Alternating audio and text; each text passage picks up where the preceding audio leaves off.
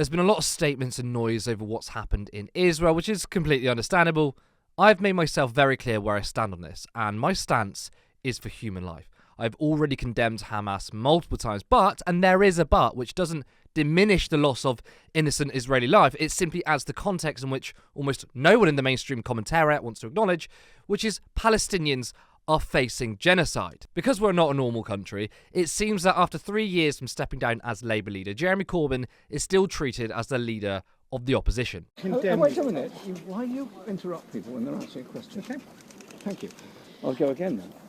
Yesterday I sent out a statement calling for a ceasefire, calling for peace, and calling for an end to the occupation of Palestine, which of course is fundamentally the background to the whole issue. Obviously, all attacks are wrong.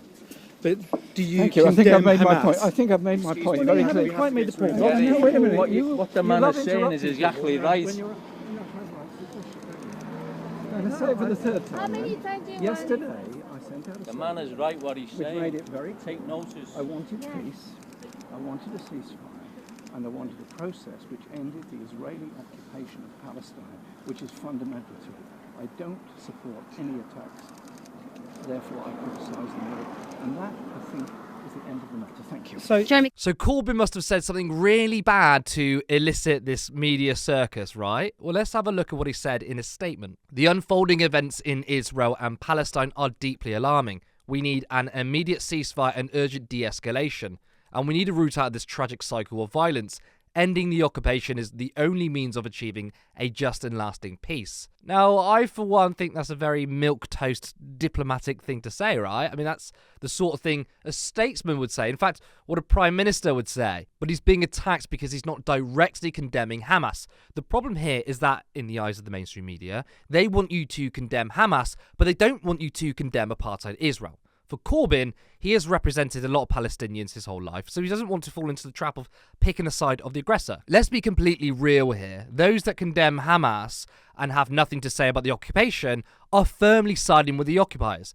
Now, for me, it's easy to say I condemn Hamas. I mean, fuck them. That, by the way, does not represent Palestinians as a whole, in which the media are low-key trying to do. However, they do represent their material situation. They are the only force fighting back against the occupation, which means there will be Palestinians joining them. I mean, that's just an obvious point. But Jeremy is still an elected representative. Let's not forget that. He still wants to try and make peace in the region, which is why he is, and with most of his statements when it comes to foreign policy, is to take a very inoffensive diplomatic approach. But that's because he wants a resolution, not because he actually supports Hamas or anything they stand for. But mainstream journalists, politicians can't see that. Or maybe they do, they just ignore it because they're children. They do what sounds the best, what's popular, but not what's strategically the right thing to do. They aren't serious about peace because most of them are absolutely fine with the apartheid regime.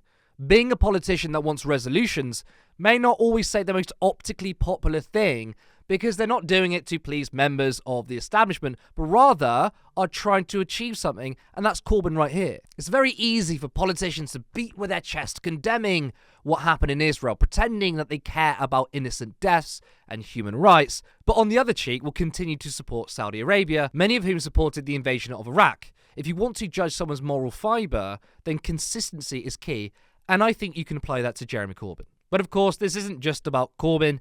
If you do not stand with Israel despite their crimes, you will be attacked.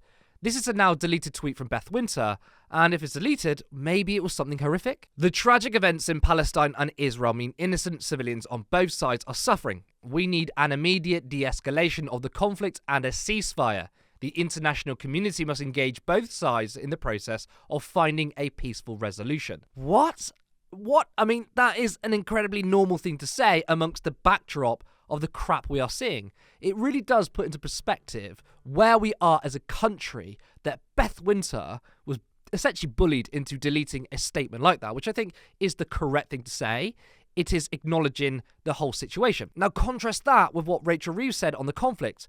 We are really through the looking glass. Well, no, there are some here. There are certainly people outside this conference, at the conference down the road, so-called World Transform Conference of the Left, who will say, look, we all know the real problem here. The real cause, they say, is the occupation of what they call Palestine. Well, Gaza is not occupied by Israel. The real cause of what is happening now is a terrorist attack. Gaza is not being occupied. That is a claim from the most senior shadow cabinet member of the opposition, someone who is going to be the most prominent person in government, bar Keir Starmer, is basically rejecting the very fact there is an occupation. I think that should bar you from government. That is something I would expect from a far-right Republican. That's something I would expect Donald Trump to say. This is outrageous. The media, if they are worth their salt, fucking should harangue Reeves for that. Completely and utter fake news. Now, when it comes to Israel and Palestine, would you rather a politician in power taking a diplomatic approach and calling for peace, or someone ignoring a genocide? But of course, this won't be met with fury because she is defending our ally, Israel. And I'm genuinely questioning whether Labour will be much worse on foreign policy than the Tories. But I think Corbyn is correct, and the usual suspects have come out in full force because simply, to them, Palestinian lives don't matter.